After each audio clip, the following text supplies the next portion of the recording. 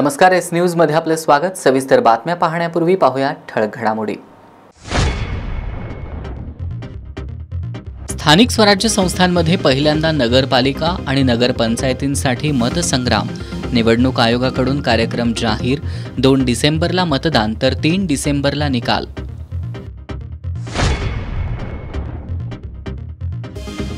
कळंबा मध्यवर्ती कारागृहातील अनागोंदी चव्हाट्यावर कुख्यात आंदेकर टोळीतील 2 गुंडांकडे जिवंत काडतूस सापडल्यानं उडाली खळबळ।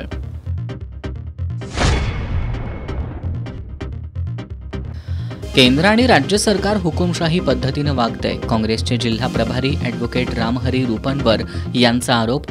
स्थानिक स्वराज्य संस्थांच्या निवडणुकीत कोल्हापूर जिल्ह्यात काँग्रेसच्या यशाचा रुपनवर यांनी व्यक्त केला विश्वास।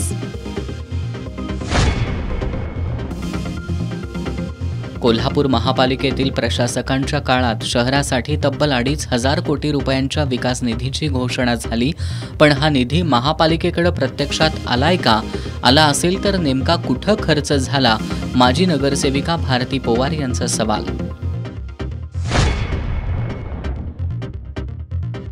आणि 6 नोव्हेंबरपासून प्रादेशिक साखर सहसंचालक कार्यालयासमोर बेमुदत ठिय्या आंदोलन करणार, शेतकरी संघटनांच्या पदाधिकाऱ्यांची माहिती।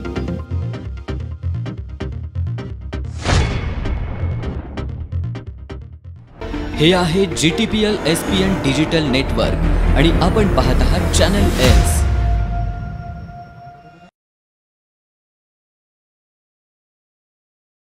सविस्तर बातम्यांमध्ये आपलं स्वागत। राज्यातील 246 नगरपालिका आणि 42 नगरपंचायतींसाठीच्या मतदानाच्या तारखा आज निवडणूक आयोगाने जाहीर केल्यात। 2 डिसेंबर रोजी मतदान होणार असून 3 डिसेंबर रोजी निकाल जाहीर होणार आहे। या निवडणुकीचं मतदान EVMवर घेण्यात येणार आहे। या निवडणुकीसाठी आज 4 नोव्हेंबरपासूनच आचारसंहिता लागू झाली आहे। राज्यातील 29 महापालिका, 32 जिल्हा परिषदा, 42 नगरपंचायती आणि 336 पंचायत समिती, 246 नगरपालिकांची मुदत संपली आहे। त्यासाठी निवडणुका घेण्यात येणार आहेत। त्याच्या पहिल्या टप्प्यात नगरपालिका आणि नगरपंचायतींच्या निवडणुकीचा कार्यक्रम आज निवडणूक आयोगानं घोषित केलाय। नगरपालिका आणि नगरपंचायतींचा निवडणुकीचा कार्यक्रम असा: नामनिर्देशन पत्र 10 नोव्हेंबर ते 17 नोव्हेंबर या कालावधीत दाखल करता येणार। छाननी 18 नोव्हेंबर। अर्ज माघारी घेण्याची तारीख 21 नोव्हेंबर। निवडणूक चिन्ह वाटप 26 नोव्हेंबर। मतदान 2 डिसेंबर आणि निकाल 3 डिसेंबर। कळंबा कारागृहात असलेल्या पुण्यातील कुख्यात आंदेकर टोळीच्या 2 गुंडांकडे जिवंत काडतूस सापडल्यानं एकच खळबळ उडाली आहे। या प्रकरणी कारागृह प्रशासनानं दिलेल्या फिर्यादीवरून सुरेश दयाळू आणि अमीर उर्फ चंक्या खान या दोघांविरुद्ध जुना राजवाडा पोलिसात गुन्हा दाखल करण्यात आलाय। दरम्यान आज कारागृह विभागाच्या वरिष्ठ अधिकाऱ्यांनी कळंबा कारागृहाला भेट देऊन तपासणी केली। कळंबा मध्यवर्ती कारागृहात यापूर्वी कधी अंमली पदार्थ तर कधी मोबाईल, पेनड्राईव्ह अशा वस्तू मिळून आल्या होत्या। दरम्यान शनिवारी कळंबा कारागृहातील सुभेदार उमेश चव्हाण यांनी कारागृहातील सर्कल क्रमांक 7 मधील स्वच्छतागृहाची झडती घेतली। यावेळी पुण्यातील कुख्यात आंदेकर टोळीच्या 2 गुंडांकडे जिवंत काडतूस मिळून आलीत। या प्रकरणी सुभेदार उमेश चव्हाण यांनी जुना राजवाडा पोलीस ठाण्यात फिर्याद दिली आहे। या फिर्यादीवरून सुरेश दयाळू आणि अमीर उर्फ चंक्या खान या दोघांच्या विरोधात रविवारी सकाळी जुना राजवाडा पोलिसात गुन्हा दाखल करण्यात आला। दरम्यान या घटनेची कारागृह विभागाच्या वरिष्ठ कार्यालयानं गांभीर्यानं दखल घेतली आहे। आज कारागृह विभागाच्या वरिष्ठ अधिकाऱ्यांनी कळंबा मध्यवर्ती कारागृहाला भेट देऊन तपासणी केली, मात्र याबाबतची अधिक तपशीलवार माहिती मिळू शकलेली नाही। सत्तेचा गैरवापर करून केंद्र आणि राज्य सरकार हुकुमशाही पद्धतीने वागतंय असा आरोप काँग्रेसचे जिल्हा प्रभारी माजी आमदार ॲडव्होकेट रामहरी रुपनवर यांनी केलाय। आगामी स्थानिक स्वराज्य संस्थांच्या निवडणुकीच्या पार्श्वभूमीवर जिल्हा काँग्रेस कमिटीत आयोजित पदाधिकारी मेळाव्यात ते बोलत होते। कोल्हापूर आणि इचलकरंजी महानगरपालिकेत काँग्रेसचा महापौर होणार, तसंच कोल्हापूर जिल्हा परिषदेत काँग्रेसचाच अध्यक्ष होणार असा विश्वासही त्यांनी व्यक्त केला। आगामी स्थानिक स्वराज्य संस्था निवडणुकीच्या पार्श्वभूमीवर आज कोल्हापूर जिल्हा काँग्रेस कमिटीत काँग्रेसचे जिल्हा प्रभारी माजी आमदार ॲडव्होकेट रामहरी रुपनवर यांच्या प्रमुख उपस्थितीत जिल्ह्यातील प्रमुख पदाधिकाऱ्यांचा मेळावा आयोजित करण्यात आला होता। मेळाव्याच्या सुरुवातीला काँग्रेसचे शहराध्यक्ष सचिन चव्हाण यांनी उपस्थित पदाधिकाऱ्यांचं स्वागत केलं. यावेळी पदाधिकाऱ्यांशी संवाद साधताना ॲडव्होकेट रामहरी रुपनवर यांनी आगामी स्थानिक स्वराज्य संस्थांच्या निवडणुकीच्या पार्श्वभूमीवर पदाधिकाऱ्यांसह कार्यकर्त्यांनी जागरूक राहण्याचं आवाहन केलं.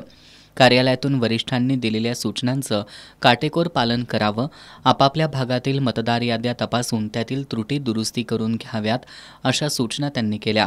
सत्तेचा गैरवापर करून केंद्र आणि राज्य सरकार हुकुमशाही पद्धतीनं वागत आहे, असा आरोप त्यांनी केला. कोल्हापूर आणि इचलकरंजी महापालिकेत काँग्रेसचा महापौर होणार आणि कोल्हापूर जिल्हा परिषदेत काँग्रेसचा अध्यक्ष होणार, असा विश्वासही काँग्रेसचे जिल्हा प्रभारी माजी आमदार ॲडव्होकेट रामहरी रुपनवर यांनी व्यक्त केला. यावेळी गोकुळचे संचालक बयाजी शेळके, सुजाता शिंदे यांनी मनोगत व्यक्त केलीत. मेळाव्याला विधानसभा प्रभारी मृणाल पाटील, रहीम हट्टीवाले, शिवाजीराव मोहिते, नंदकुमार जाधव, विराज शिंदे, शाहीन शेख, राजेंद्र शेलार, राहुल गायकवाड, सत्यजित जाधव, राहुल देसाई, बयाजी शेळके, सूर्यकांत पाटील बुद्धिहाळकर, सरलाताई पाटील, बाळासाहेब सरनाईक, शशांक बावचकर, तौफिक मुल्लानी, सदाशिव चरापले, शेखर पाटील, संजय पोवार वाईकर, विनायक घोरपडे, सर्व ब्लॉक अध्यक्ष, नूतन तालुकाध्यक्ष, माजी नगरसेवक आणि पदाधिकारी उपस्थित होते. कोल्हापूर महानगरपालिकेतील प्रशासकांच्या कालावधीत शहरातील रस्त्यांसाठी 108 कोटी, श्री अंबाबाई मंदिर विकासासाठी 1400 कोटी, रंकाळा तलावासाठी 8 कोटी असा तब्बल 2,500 कोटी रुपयांचा निधी जाहीर करण्यात आलाय. मात्र हा निधी प्रत्यक्षात महापालिकेकडे आलाय का, आला असेल तर तो कुठं खर्च झालाय, असे सवाल माजी नगरसेविका भारती पोवार यांनी उपस्थित केलेत. एकेकाळी स्वच्छ आणि समृद्ध म्हणून ओळखलं जाणारं, कला संस्कृतीचा वारसा जपणारं कोल्हापूर आज महापालिकेच्या प्रशासकीय कामकाजातील गोंधळ, अपूर्ण प्रकल्प आणि राजकीय आरोप प्रत्यारोपांच्या भोवऱ्यात अडकलेलं दिसतंय. कोल्हापूर शहरासाठी मागील 2-3 वर्षात प्रचंड निधीच्या घोषणा करण्यात आल्यात. रस्त्यांसाठी 108 कोटी, अंबाबाई मंदिर विकासासाठी 1400 कोटी, रंकाळा तलावासाठी 8 कोटी असा तब्बल 2,500 कोटी रुपयांचा निधी जाहीर झाला होता. माजी नगरसेविका भारती पोवार यांनी हा 2,500 कोटी रुपयांचा निधी कुठं गेला, हा निधी प्रशासनाच्या खिशात गेला का लोकप्रतिनिधींच्या, असे सवाल उपस्थित केलेत. माजी नगरसेविका भारती पोवार यांनी कोल्हापूर शहरातील रस्ते, ड्रेनेज, पाण्यापासून ते बास्केट ब्रिजपर्यंत अनेक प्रस्ताव दशकभर चर्चा होऊनही अधुरेच आहेत, असं सांगत ऐतिहासिक बास्केट ब्रिजचा रूट ठरवा, मगच कमान बांधा, नाहीतर कोट्यावधी रुपये वाया जातील, असा इशारा सुद्धा भारती पोवार यांनी दिलाय. कित्येकांनी बोर्ड लावले, मोठे मोठे होर्डिंग्स लावले, 108 कोटी. आता रस्ते, आम्हाला असं वाटलं की विमानतळावरच्या रस्त्यासारखे रस्ते होणार आणि आपण अतिशय आरामात असं सिंगापूरमध्ये चाललोय की काय असं वाटणार. 108 कोटी आले. नंतर मधीच आमच्या युवा नेत्यांनी 25 कोटी आणले. हेची बेरीज झाली 133 कोटी. पण 133 कोटीमधले पैसे किती आले हे प्रशासनानं जाहीर करावं, कारण रस्त्याची अवस्था ही प्रचंड वाईट आहे आणि ती वाईट असण्यास कोण जबाबदार आहे त्याचं उत्तर ही प्रशासनानंच द्यावं, असं माझं मत आहे. कमानीच्या संदर्भात कमान पाडली जाणार आहे, नवीन कमान बांधली जाणार आहे, त्यासाठी 4 कोटी रुपये धरलेले आहेत. पण मग बास्केट ब्रिज कुठून येणार आहे, आणि उद्या बास्केट ब्रिज येणार असेल तर ती पुन्हा 4 कोटीची कमान पाडायला लागली तर त्या पहिल्यांदा ऐतिहासिक बास्केट ब्रिजचा 10 वर्ष झालेला जो विचार आहे तो विचार पहिला आराखड्याच्या रूपानं जनतेसमोर यावा, त्याची काय संकल्पना आहे ती त्यांनी मांडावी आणि याच्या संकल्पनेच्या नंतर मग जिथं कुठं कमान बांधायचे तिथं बांधावी, नाहीतर हे आणखीन 4 कोटी रुपये शासनाचे कंत्राटदाराच्या खिशामध्ये घालू नयेत, ही सुद्धा मागणी या निमित्तानं आम्ही करत आहोत. तिसरी आणि महत्त्वाची मागणी, प्रीपेड मीटरला नागरिकांनी तीव्र विरोध करावा. तुमची लाईट गेली तरी चालेल, पण आम्ही प्रीपेड मीटर बसवणार नाही, ही भूमिका घ्यावी. आम्ही काय मोबाईलसारखी त्या लाईट वापरत नाही. लाईट अदानीनं आम्हाला निर्माण करून दिलेली नाही. महाराष्ट्रामध्ये वीज आणण्याचं सारं श्रेय यशवंतराव चव्हाणांना आहे, कारण त्यांनी कोयना धरण बांधलं आणि त्यातून वीज निर्मिती केली आणि ती वीज आज आम्ही महाराष्ट्रभर घेतोय. तेव्हा एका माणसासाठी आमच्यासारख्या जनतेला अदानींनी त्यांच्या दावणीला बांधून घेऊ नये. हे आम्ही निर्माण केलेली आमची वीज आहे आणि ती आम्ही महावितरण कडूनच घेणार. ती प्रीपेड असता कामा नये, ही मागणी या निमित्तानं आम्ही मांडत आहोत. अलीकडील एका बैठकीत शहराचे आमदार, पालकमंत्री आणि दक्षिणचे आमदार यांनी महापालिका अधिकाऱ्यांना झापलं. लोकप्रतिनिधींच्या शाब्दिक भडीमारामुळं आयुक्तांना मान खाली घालून बसावं लागलं होतं. शहरातील विकास कामांच्या आढावा बैठकांमध्ये तू कर हसल्यासारखं आणि मी करतो रडल्यासारखं असे प्रकार सुरू आहेत, अशी टीका माजी नगरसेविका भारती पोवार यांनी केली आहे. या बैठकीला ॲडव्होकेट अभिषेक मिठारी आणि मावळा ग्रुपचे अभिषेक पवार उपस्थित होते. गेल्या काही दिवसांपासून राज्यभरात झालेल्या अवकाळी पावसानं जनजीवन विस्कळीत झालंय. या अवकाळी पावसामुळे शेतकऱ्यांचं मोठं नुकसान झालं असून रब्बी हंगामाच्या पेरण्या खोळंबल्यात. पावसाचा जोर ओसरला असला तरी पुढील 2 ते 3 दिवस तळ कोकणासह कोल्हापूर, सांगली, सातारा, सोलापूर या जिल्ह्यांमध्ये वादळी वाऱ्यासह हलका ते मध्यम स्वरूपाचा पाऊस होण्याची शक्यता हवामान विभागानं वर्तवली आहे. यंदा पावसाचा मुक्काम अपेक्षेपेक्षा जास्त वाढलाय. आधी नैऋत्य मोसमी पावसाची परतीची वेळ टळली. परतीच्या पावसाचा वाढलेल्या कालावधीनंतर झालेली अतिवृष्टी, बंगालच्या उपसागरात तयार झालेला मेंथा चक्रीवादळ आणि आता अवकाळी पाऊस कोसळत असल्यानं नागरिक बेजार झालेत. नोव्हेंबर महिना उजाडला तरी पाऊस थांबायचं काही नाव घेत नाही. सध्या बंगालच्या उपसागरात तयार झालेल्या कमी दाबाच्या पट्ट्यामुळं पुन्हा राज्यभरात अवकाळी पावसाला पोषक वातावरण तयार झालंय. महाराष्ट्रात पुढील 3 ते 4 दिवस वादळी वाऱ्यासह पावसाचा अंदाज वर्तवण्यात आलाय. हवामान विभागाच्या अंदाजानुसार पुढील 3 ते 4 दिवस तळ कोकणासह कोल्हापूर, सांगली, सातारा, सोलापूर या जिल्ह्यांमध्ये वादळी वाऱ्यासह हलक्या ते मध्यम स्वरूपाच्या पावसाचा अंदाज आहे.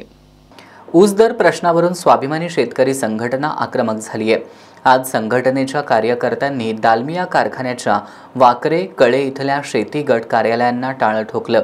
दरम्यान संघटनेच्या धसक्यानं आज दिवसभर ऊसाची वाहनं रस्त्यावर दिसून आली नाहीत. ऊस दर प्रश्नी सोमवारी जिल्हाधिकारी कार्यालयात शेतकरी संघटना आणि कारखाना प्रतिनिधींमधील बैठक निष्फळ ठरली. त्यानंतर स्वाभिमानी शेतकरी संघटनेनं आंदोलन तीव्र करण्याचा इशारा दिला. गेल्या 4 दिवसांपासून संघटनेच्या कार्यकर्त्यांनी दालमिया कारखान्याची ऊस वाहतूक रोखून धरली होती. आज आणखी तीव्र आंदोलन करत शेतकरी संघटनेचे बाजीराव देवाळकर, बाजीराव पाटील, पांडुरंग केंबळेकर, सुनील कापडे, भिवाजी खाडे यांनी कळे, वाकरे इथली कारखान्याची शेती गट कार्यालयं गाठली. त्यांनी या कार्यालयातील कर्मचाऱ्यांना बाहेर काढून कार्यालयांना टाळं ठोकलं. दरम्यान संघटनेच्या धसक्यामुळे दिवसभर ऊसाची वाहनं रस्त्यावर दिसून आली नाहीत. कोल्हापुरातील रेल्वे गुड्स यार्ड्सपासून लोणार वसाहतीकडे जाणारा रस्ता अत्यंत खराब झालाय. स्थानिक नागरिक गेल्या 10 वर्षांपासून हा रस्ता करण्याची मागणी करतायत. दरम्यान उपमुख्यमंत्री एकनाथ शिंदे यांच्या दौऱ्याच्या पार्श्वभूमीवर महापालिकेनं या रस्त्याच्या काही भागाचं पॅचवर्क करून सामान्य जनतेपेक्षा नेते महत्त्वाचे हे दाखवून दिलंय. महानगरपालिकेच्या या कारभाराबद्दल स्थानिकांनी संतप्त भावना व्यक्त केल्यात. कोल्हापुरातील रेल्वे गुड्स यार्ड्सपासून लोणार वसाहतीकडे जाणाऱ्या रस्त्याची अवस्था अत्यंत दयनीय झाली आहे. इथल्या रस्त्याची अवस्था बघून रस्त्यात खड्डा की खड्ड्यात रस्ता हेच समजत नाही. रस्त्यांमध्ये ठिकठिकाणी खड्डे आणि त्या खड्ड्यात पाणी साचल्यानं प्रवास करताना प्रवाशांना तारेवरची कसरत करावी लागते. रस्त्याच्या दुर्दशेमुळे या ठिकाणी वारंवार अपघात होत आहेत. गेल्या 10 वर्षांपासून स्थानिक नागरिक महापालिका प्रशासनाकडे काँक्रीटच्या रस्त्याची मागणी करतायत. या रस्त्यासाठी 5 कोटींच्या निधीची आवश्यकता असून या कामासाठी केवळ 30 लाखांचा निधी मंजूर करण्यात आलाय. गेली 10 वर्ष या रस्त्याकडे दुर्लक्ष केलेल्या महापालिका प्रशासनाला सोमवारी सायंकाळी अचानक जाग आली. उद्या मुख्यमंत्री आणि उपमुख्यमंत्री कोल्हापूर दौऱ्यावर येणार असल्यानं खडबडून जागे झालेल्या महापालिका प्रशासनानं रस्त्याच्या केवळ काही भागात पॅचवर्कचं काम केलंय. यावरून काल रात्री स्थानिक नागरिक आणि महापालिका अधिकाऱ्यांमध्ये वादावादी झाली. दरम्यान रस्त्याचं पॅचवर्क सुरू असतानाच पाईपलाईनचं काम अर्धवट सोडल्यानं पाण्याची गळती सुरू झाली आहे. त्रस्त झालेल्या नागरिकांनी आणि महिलांनी आज दुपारी दुर्गंधीयुक्त पाण्यात निदर्शनं करत रामकृष्ण हॉलसमोर एकत्र येत पाईपलाईनची गळती काढण्याचं काम सुरू असताना अधिकाऱ्यांना जाब विचारला. पण हे तुम्ही फक्त राज्याचे नेतृत्व अवलंबून करायला आहे का लोकांसाठी करायला सांगा ना आम्हाला. महापालिका कोणासाठी करायला आहे मॅडम? इथनं पुढं मागं एवढं 6 महिने लिकेज होतं, सगळं पाणी वड्याला जात होतं. या रस्ता सगळा डबडबेला असतो 12 महिने.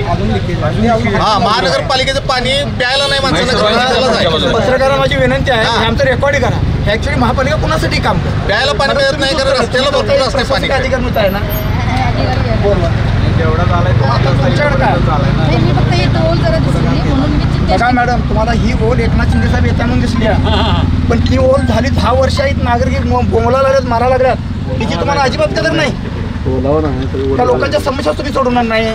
उद्या एकनाथ शिंदे साहेब येतील, परवाची मुख्यमंत्री साहेब येतील, नंतर पालकमंत्री साहेब येतील, त्यांच्यासाठी करणार आहे का? टॅक्सेस आमच्या लोकांच्याकडून त्याच्यासाठी टॅक्सेस घालणार तुम्ही महापालिका. इथे एवढे इंडस्ट्रीज मोठ्या, एवढे कारखानदार आहेत, त्यांचे टॅक्स घेतात, ते ह्यांच्या कामासाठी घेत आहे काय ते सांगा ना आम्हाला. लोकांना कळू दे आम्हाला तुमचं काय चाललंय.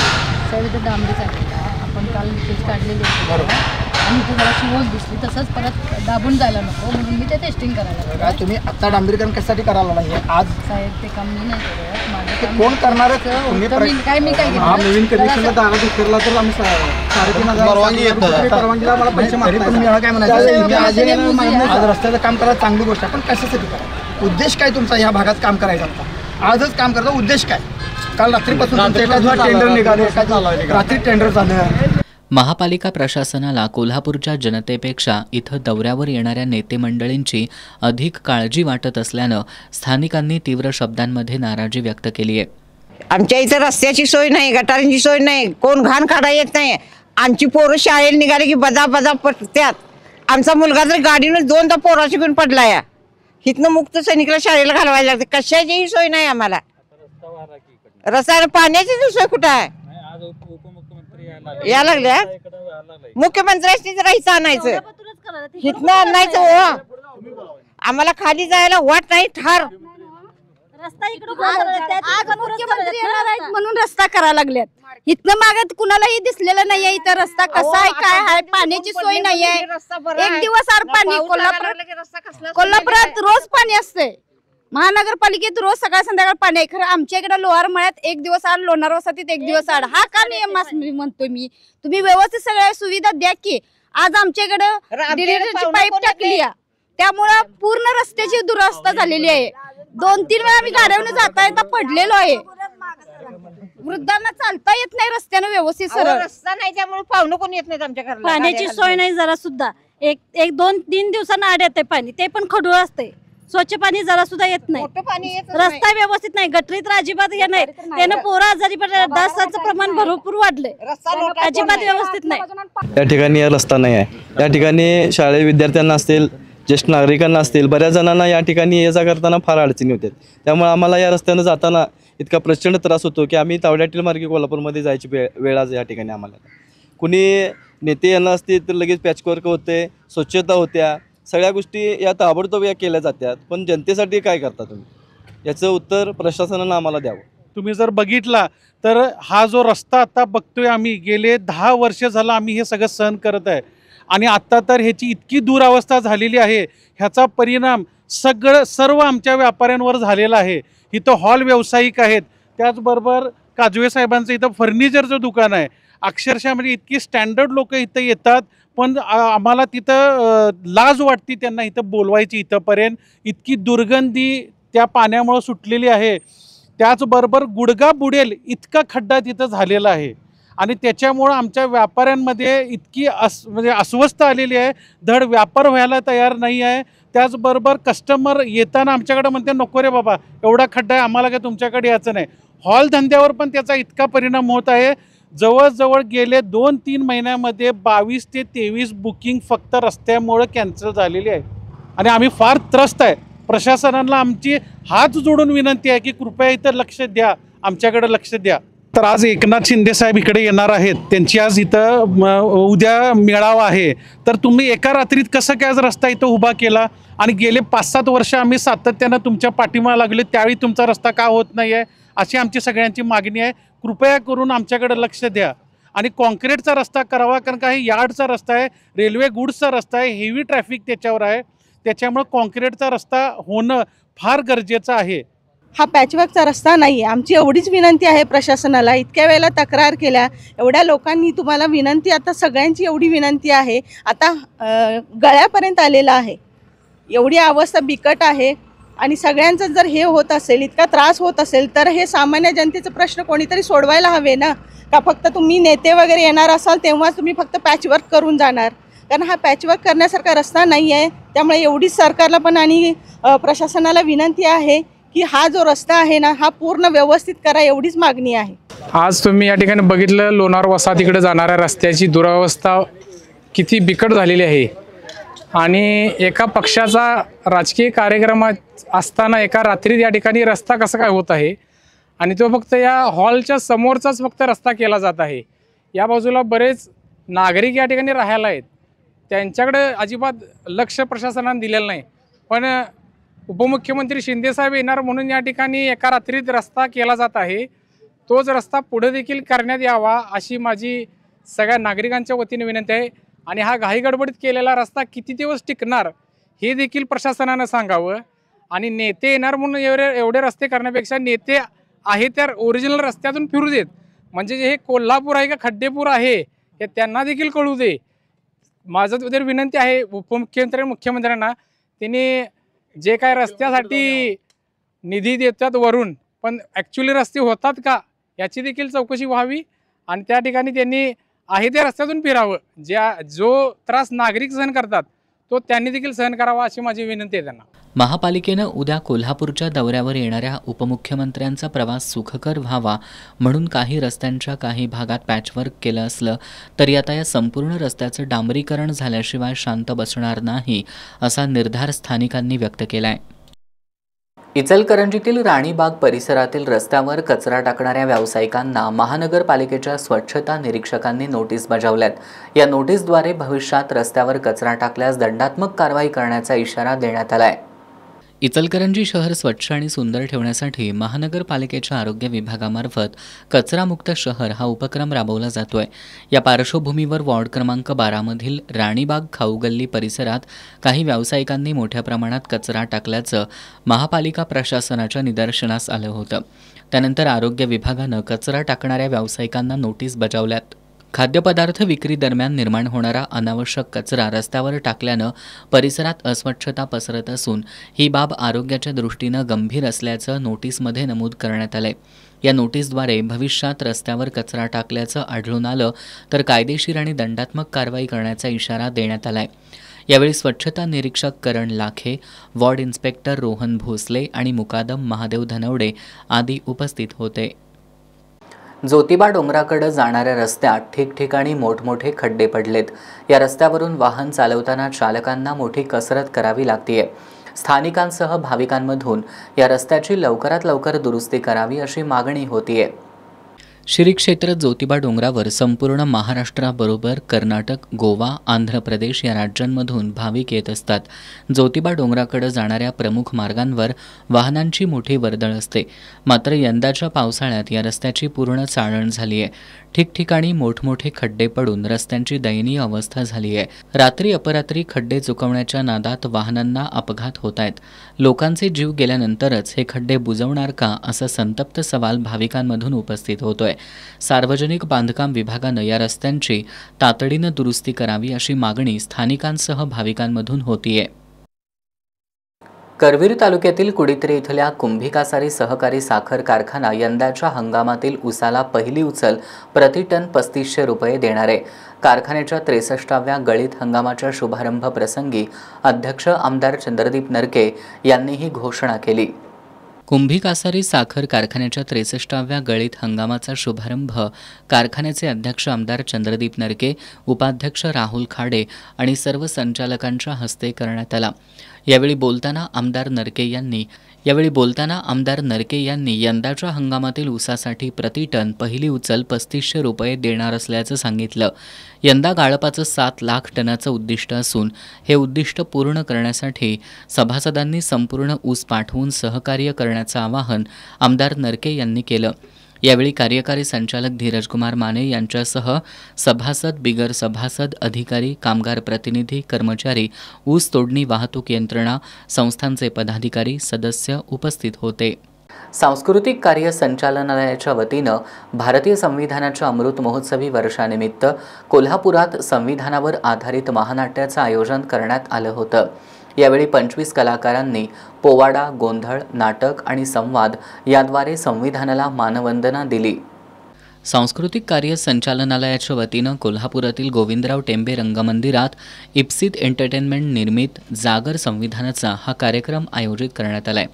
यावेळी संविधानावर आधारित विधी नाट्याचं उद्घाटन सांस्कृतिक कार्य विभागाचे समन्वयक सुखदेव खैरे यांच्या हस्ते करण्यात आलं।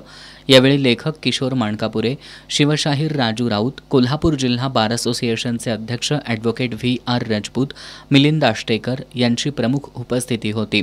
जागर संविधानाचा या नाटकाचं लेखन आणि दिग्दर्शन वैभव महाडिक यांनी केलंय, तर ऋतू सावंत आणि मनोहर गोलांबरे यांनी संगीत दिले।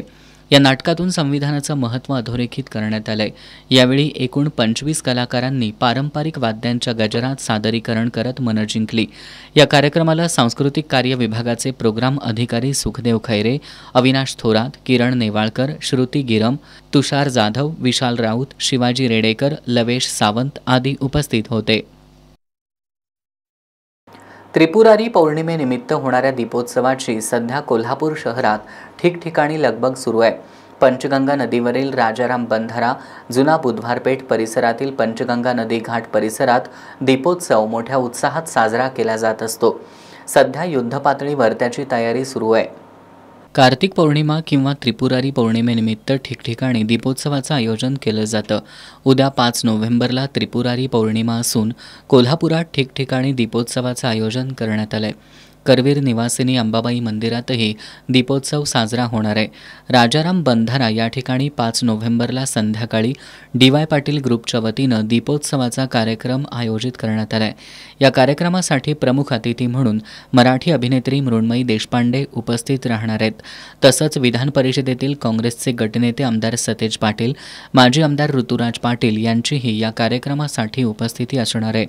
जुना बुधवार पेठेतील शिवमुद्रा प्रतिष्ठानतर्फे प्रतिवर्षीप्रमाणे यंदाही दीपोत्सवाचं आयोजन करण्यात आलंय। 4 नोव्हेंबरच्या रात्रीपासून ते 5 नोव्हेंबरच्या सूर्योदयापूर्वी पंचगंगा नदीकाठी हा दीपोत्सव होणार आहे। या अंतर्गत 51,000 पणत्या लावण्यात येणार असून आतषबाजीही करण्यात येणार आहे। दीपोत्सवाच्या निमित्तानं पंचगंगा नदीघाटावर सप्तरंगी रांगोळ्या काढण्यात येत आहेत। वास्तव जीवनाचं यथार्थ दर्शन घडवत अंतर्मुख करणारा रील स्टार हा मराठी चित्रपट येत्या 14 नोव्हेंबर रोजी महाराष्ट्रात सर्वत्र प्रदर्शित होणार आहे।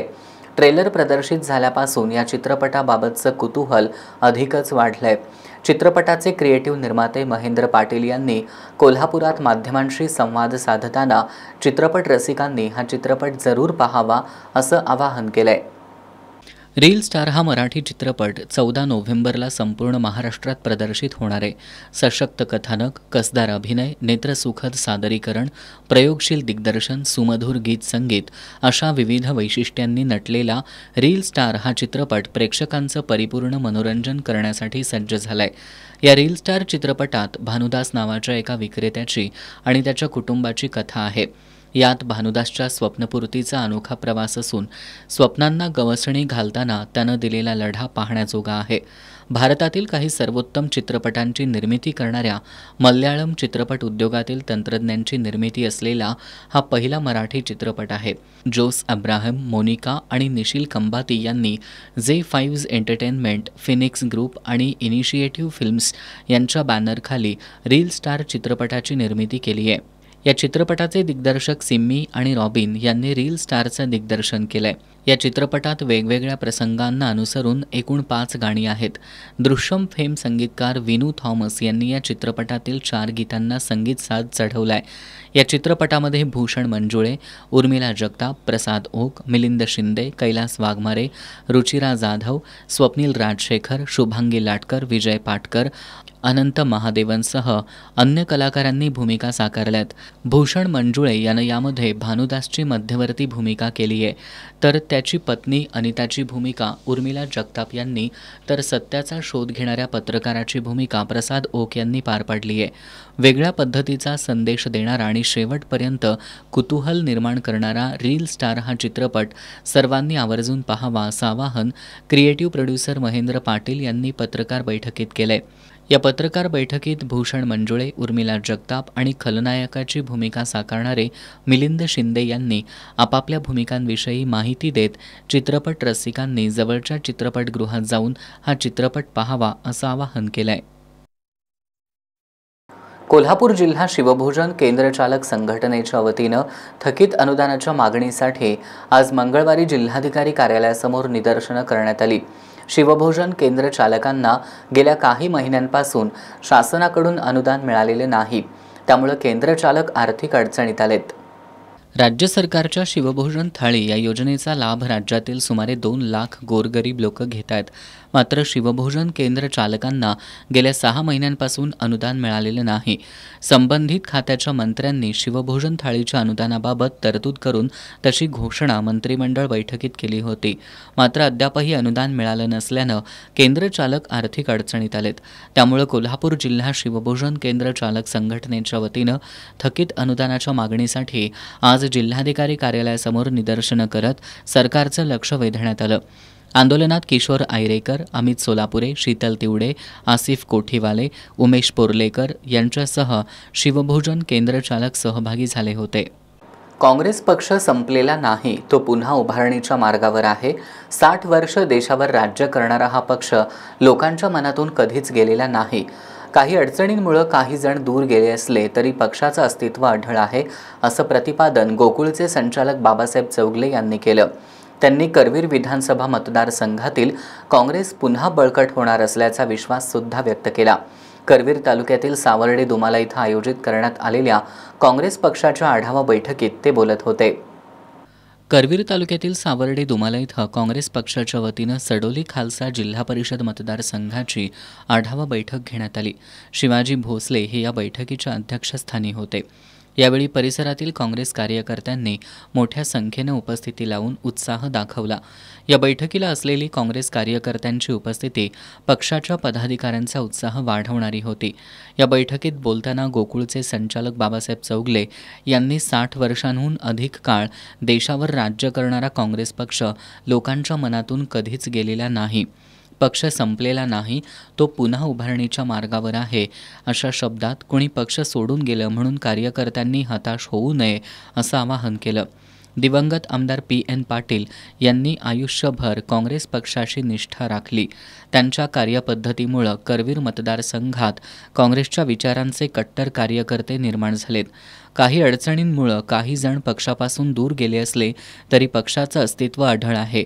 त्यामुळे करवीर मतदारसंघातील काँग्रेस पुन्हा बळकट होणार असल्याचा विश्वासही बाबासाहेब चौगले यांनी व्यक्त केला। गोकुळचे संचालक शशिकांत पाटील सुयेकर यांनी देशाची खरी प्रगती काँग्रेसच्या काळात झाल्याचं सांगितलं। आमदार सतेज पाटील यांच्या नेतृत्वाखाली करवीर विधानसभा मतदारसंघात सर्वांगीण विकासाची कामं गती घेतील असंही त्यांनी सांगितलं। यावेळी करवीर पंचायत समितीचे माजी उपसभापती सागर पाटील, माजी जिल्हा परिषद सदस्य एकनाथ पाटील आणि तानाजी भोसले यांनीही मनोगत व्यक्त केली। यावेळी प्राथमिक शाळेतील विद्यार्थ्यांना वह्या आणि फळांचं वाटप करण्यात आलं। या बैठकीमुळे करवीर मतदारसंघातील काँग्रेस कार्यकर्ते पुन्हा सक्रिय झाल्याचं दिसून आलं। कार्यकर्त्यांमध्ये नवचैतन्य निर्माण झाल्यानं स्थानिक स्वराज्य संस्थांच्या निवडणुकांमध्ये पक्ष अधिक मजबूतपणे लढेल असा विश्वास उपस्थितांनी व्यक्त केला। यावेळी गोकुळचे माजी संचालक उदय पाटील, बिद्रीचे संचालक SB पाटील, RS कांबळे, बाजार समितीचे संचालक सुयोग वाडकर, युवराज भोसले, दिगंबर पाटील, गजानन पाटील, माजी उपसरपंच कृष्णात निकम, अश्विनी कारंडे, मारुती खाडे, किरण निकम, विनायक नलवडे, सागर जगताप, दिनकर निकम, शिवाजी कारंडे, युवराज गुरव, उत्तम सुर्वे यांच्यासह मोठ्या संख्येनं काँग्रेस कार्यकर्ते उपस्थित होते। कोल्हापूर विभागातील साखर कारखान्यांनी मागील हंगामातील RSF नुसार हिशेब द्यावा। त्याचबरोबर यावर्षीच्या हंगामातील उसाला FRP अधिक 200 रुपये द्यावेत या मागणीसाठी प्रादेशिक साखर सहसंचालक कार्यालयासमोर गुरुवारी 6 नोव्हेंबरपासून बेमुदत ठिय्या आंदोलन करणार असल्याची माहिती शेतकरी संघटनांच्या पदाधिकाऱ्यांनी पत्रकार परिषदेत दिली। स्वाभिमानी शेतकरी संघटना वगळता इतर संघटनांचे पदाधिकारी या पत्रकार परिषदेला उपस्थित होते। ऊस दर नियंत्रण कायदा 1966 नुसार मागील हंगामातील हिशेब दिल्याशिवाय आणि चालू गळीत हंगामातील दर जाहीर केल्याशिवाय कारखाने सुरू करता येणार नाहीत। तरीही कायद्याचं उल्लंघन करून कोल्हापूर जिल्ह्यातील अनेक कारखाने सुरू करण्यात आलेत। ऊस दर प्रश्नी सोमवारी जिल्हाधिकारी कार्यालयात कारखानदार आणि शेतकरी संघटनांच्या प्रमुख पदाधिकाऱ्यांची बैठक झाली। मात्र या बैठकीत कोणताही ठोस निर्णय झालेला नाही। त्यामुळे आक्रमक झालेल्या शेतकरी संघटनांनी आता आंदोलनाचा निर्णय घेतलाय। त्यानुसार गुरुवारी 6 नोव्हेंबरला प्रादेशिक साखर सहसंचालक कार्यालयासमोर बेमुदत ठिय्या आंदोलन करणार असल्याची माहिती विविध शेतकरी संघटनांच्या पदाधिकाऱ्यांनी दिली। गुरुवार दिनांक 6 नोव्हेंबरपासून साखर प्रादेशिक सहसंचालक साखर कोल्हापूर यांच्या कार्यालयासमोर बेमुदत ठिय्या आंदोलनाचा इशारा दिलेला आहे। त्यांची जबाबदारी आहे, तिथं इशारा दिला याचं कारण हा सगळा हिशोब घेऊन सादर करायची जबाबदारी ह्या कार्यालयाची आहे। त्यांनी हलगर्जीपणा केलेला आहे, त्यांनी डोळेझाकपणा केलेला आहे। त्यामुळे त्यांच्या कार्यालयासमोर बसून जोपर्यंत हा आमचा हिशोब देणार नाहीत तोपर्यंत आम्ही तिथून ठिय्या आंदोलन करणार। परत आंदोलनाचा उग्र इशारा आम्ही देणार आहोत, याची सर्व संबंधितांनी नोंद घ्या। या पत्रकार बैठकीला स्वाभिमानी शेतकरी संघटनेचे पदाधिकारी मात्र उपस्थित नव्हते। यावेळी भगवान काटे, संभाजी ब्रिगेडचे रुपेश पाटील, वैभव कांबळे, आम आदमी पार्टीचे संदीप देसाई, शेतकरी सेनेचे जनार्दन पाटील, रंगराव पाटील, ज्ञानदेव पाटील आदी उपस्थित होते। या बातमीनंतर पाहुयात महत्त्वाच्या घडामोडी संक्षिप्त स्वरूपात। फास्ट न्यूजचे प्रायोजक गोकुळ। बाळ, फ्रीजमधून श्रीखंड काढ ना। आम्ही पूर्वी घरीच बनवायचो श्रीखंड, त्याची चवच वेगळी होती। आता काय सगळं रेडीमेड। आजी, हे श्रीखंड खाऊन बघ। आज तुझ्या आईनं घरीच बनवलं की काय? हे आहे गोकुळचं श्रीखंड। अगदी जिभेवर रेंगाळणार। जिभेवरच नाही तर मनावरही रेंगाळणार। गोकुळ श्रीखंड, मनावर रेंगाळणार। घराणेशाहीचं राजकारण लोकशाहीसाठी घातक, गांधी कुटुंबाचं नाव घेत शशी थरूरांचं मोठं वक्तव्य। एक गरीबाचा तर दुसरा श्रीमंताचा असे 2 देश निर्माण केले, राहुल गांधींचा पंतप्रधान मोदींवर निशाणा। चित्रपटगृहात येऊन लोकांनी आनंद घ्यावा यासाठी तिकीट दर परवडतील असे ठेवा, अन्यथा चित्रपटगृह ओस पडतील, सर्वोच्च न्यायालयानं व्यक्त केली चिंता। तिकीट दराबाबत कर्नाटक उच्च न्यायालयाच्या निकालावर मल्टिप्लेक्स असोसिएशन ऑफ इंडियानं दाखल केली होती याचिका। राज्याचा मंत्री धार्मिक जातीय तेढ वाढवणारे वक्तव्य करत असेल तर ते हिताचं नाही, शरद पवारांची आशिष शेलारांवर टीका। कोल्हापुरातील विद्युत क्षेत्र तांत्रिक कामगार सहकारी ग्राहक संस्थेच्या मानद सचिवपदी करवीर तालुक्यातील वडणगे इथल्या चंद्रकांत शिंदे यांची बिनविरोध निवड, सर्व संचालकांची उपस्थिती। छत्तीसगडचे भाजप खासदार अमित बघेल यांनी सिंधी समाज आणि त्यांच्या आराध्य दैवतांविषयी आक्षेपार्ह वक्तव्य केले। त्यांच्या या वक्तव्याचा धन गुरु नानक दरबार आणि इचलकरंजी सिंधी समाजानं निषेध केलाय। याबाबत आज नायब तहसीलदार संजय काटकर यांना निवेदन देऊन बघेल यांच्यावर कारवाई करण्याची मागणी करण्यात आली आहे। छत्तीसगडचे भाजप खासदार अमित बघेल यांनी सिंधी समाज आणि त्यांच्या आराध्य दैवतांविषयी आक्षेपार्ह वक्तव्य केले। या वक्तव्यामुळे सिंधी समाजाच्या धार्मिक भावना दुखावल्यात। एका जबाबदार लोकप्रतिनिधीकडून अशा प्रकारचं वक्तव्य अपेक्षित नसल्याचं सांगत धन गुरु नानक दरबार आणि इचलकरंजी सिंधी समाजानं भाजप खासदार बघेल यांच्या वक्तव्याचा निषेध केलाय। समाजाच्या वतीनं नायब तहसीलदार संजय काटकर यांना निवेदन देऊन बघेल यांच्यावर कारवाई करण्याची मागणी करण्यात आली आहे। यावेळी आशिष खामचंदानी, सुरेंद्र मंगलानी, रजीश मंगलानी, विशाल विधानी, मनीष केसरवाणी, सनी गुरुनानी यांच्यासह सिंधी समाजाचे प्रतिनिधी उपस्थित होते। नूतनीकरणाच्या नावाखाली इचलकरंजीतील राजाराम स्टेडियमवर क्रिकेट खेळायला बंदी घालण्यात आली आहे। त्यामुळे संतप्त क्रिकेटप्रेमींनी महानगरपालिकेच्या आवारात क्रिकेट खेळत निषेध व्यक्त केला। लवकरात लवकर स्टेडियमचं काम पूर्ण करा, नाहीतर महापालिकेच्या आवारातच क्रिकेटचा सराव करत राहू असा इशारा खेळाडूंनी दिलाय। इचलकरंजीतील राजाराम स्टेडियमवर गेल्या अनेक वर्षांपासून क्रिकेटपटूंसह अन्य खेळाडू नियमित सराव करत असतात। अनेक जिल्हास्तरीय आणि राज्यस्तरीय स्पर्धांचं इथं आयोजन होत असतं। स्टेडियमच्या नूतनीकरणाचं काम गेल्या 2 वर्षांपासून रखडल्यामुळं खेळाडूंना सरावासाठी मैदान उपलब्ध नाही। राजकीय हस्तक्षेप आणि श्रेयवादामुळं कामाला विलंब होत असून काही वेळा तर हे काम पूर्णपणे ठप्प झालं होतं। नूतनीकरणाच्या कामामुळं मैदानात खेळाडूंना सराव करता येत नाही। त्यामुळं शहरातील खेळाडूंचा संयम सुटला असून संतप्त क्रिकेटपटूंनी आज थेट इचलकरंजी महानगरपालिकेच्या आवारातच क्रिकेट खेळत महापालिका प्रशासनाचं लक्ष वेधलं।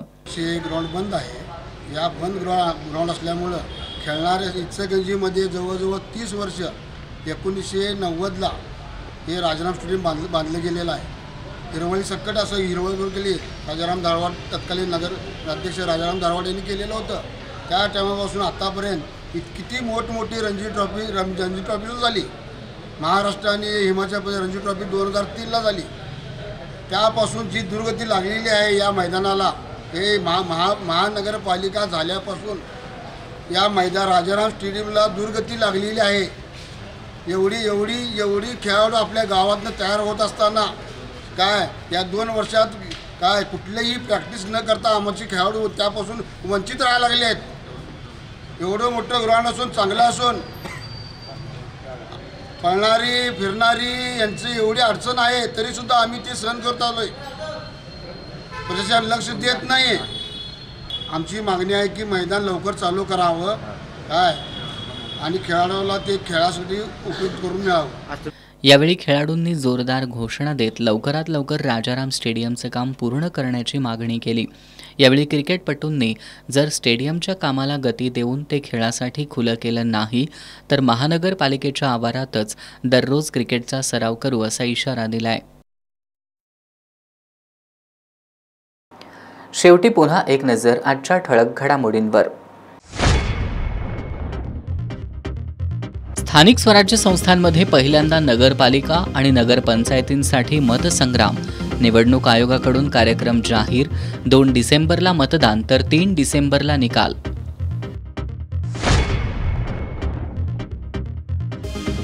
कळंबा मध्यवर्ती कारागृहातील अनागोंदी चव्हाट्यावर कुख्यात आंदेकर टोळीतील 2 गुंडांकडे जिवंत काडतूस सापडल्यानं उडाली खळबळ.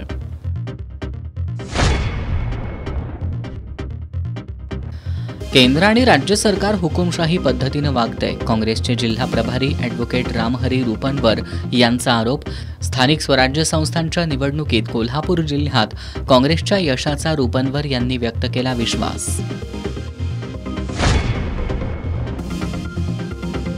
कोल्हापूर महापालिकेतील प्रशासकांच्या काळात शहरासाठी तब्बल 2,500 कोटी रुपयांच्या विकास निधीची घोषणा झाली.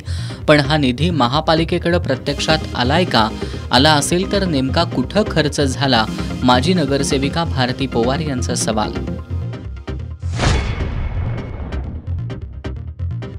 आणि 6 नोव्हेंबरपासून प्रादेशिक साखर सहसंचालक कार्यालयासमोर बेमुदत ठिय्या आंदोलन करणार. शेतकरी संघटनांच्या पदाधिकाऱ्यांची माहिती.